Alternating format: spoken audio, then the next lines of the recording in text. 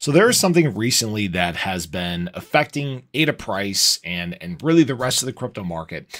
And we have this coming again in less than 48 hours. Now, I will say that this time may be a little bit different than what we've seen recently because of some of this additional guidance that's been given. So specifically what I'm referring to is the CPI report. So the last several times we've gotten this, these have come back as hot reports. Inflation has been high.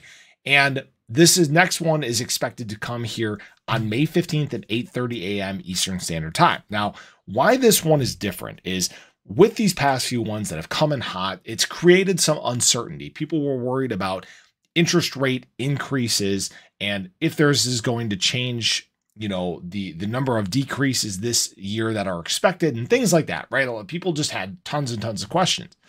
But the Fed has come out with this guidance saying, hey, we're likely not going to increase interest rates. And what we're going to do is just wait until the data supports decreases.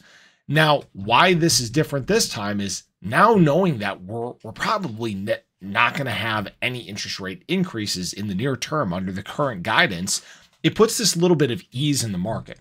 And what this turns into is not necessarily this event that can drop the market, but essentially an event that is either going to be a non-event or a pump for the market. Let's say this CPI report comes back on, Wednesday, and we beat expectations for the first time in 4 reports, right?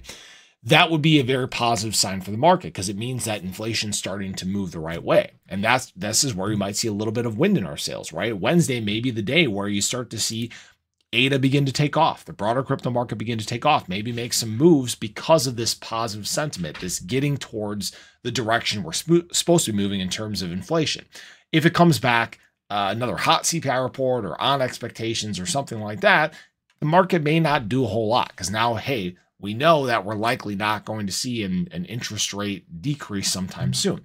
Now, some people are still holding out hope for June. Maybe they do that, maybe they don't. I think it's going to be closer to the election. I've said for this whole year that I wouldn't expect it until later this year. That's what makes the most sense because inflation has been kind of sticky. People have still been spending a bunch. Now, that is dropping. People are spending less money. The first quarter GDP was a huge indicator of that, and we thought this was going to happen, right? People's stores of capital are beginning to dry up. People don't have as much in savings. There's not as much disposable income floating around. But don't make the mistake of thinking that there isn't money out there, right?